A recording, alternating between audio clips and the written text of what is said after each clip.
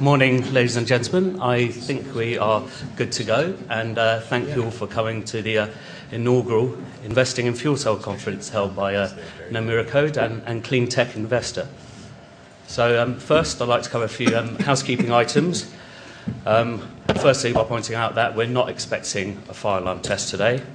And also, please note that all sessions are being filmed today, and they're going to go on the Clean Tech Investor website and e-magazine. As you can see on the schedule, we have a busy programme with 16 different speakers, so we'll do our best to keep things on track. And so I apologise in advance to any of the speakers if we start waving at you to hurry you on. So with that out of the way, I'd like to give a very brief introduction before handing over to our first speaker. And for this, I'd simply like to answer a question posed to me by a cynical investor or two. Why organise a conference on fuel cells, considering the sector's difficult track record? And having followed the sector for many years, I can empathise with some of those feelings.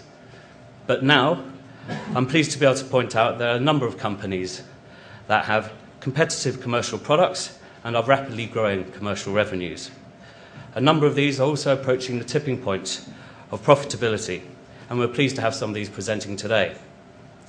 We believe these successes will be defining for the sector following many years of challenging product development, some missed expectations and false dawns.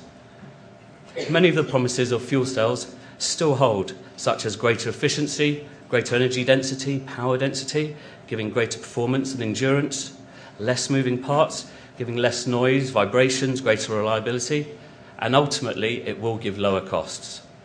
These attributes will enable fuel cells to displace heat engines and batteries in many, many different applications over the years to come. And we're already starting to see this today in certain markets where fuel cells are recording rapidly growing commercial sales and despite the difficult economic climate.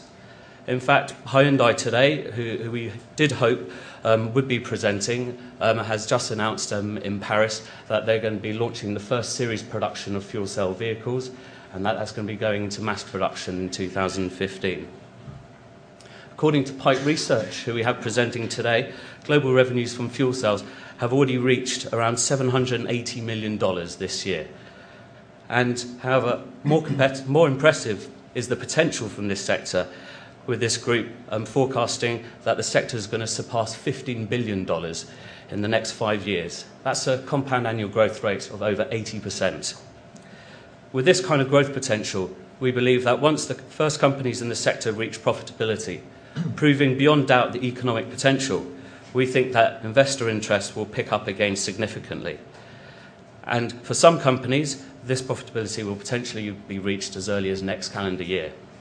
So we therefore hope today gives you a flavour of how far the sector has moved on in recent years and why this sector should resurge as a key area of interest for the investment community. Our first group of speakers comes from companies with 3 different high-efficiency fuel cell technologies, and all of these have already achieved significant commercial revenues which are growing rapidly. But first, please welcome our keynote speaker, Richard Kemp-Harper from the UK's Technology Strategy Board. Thank you.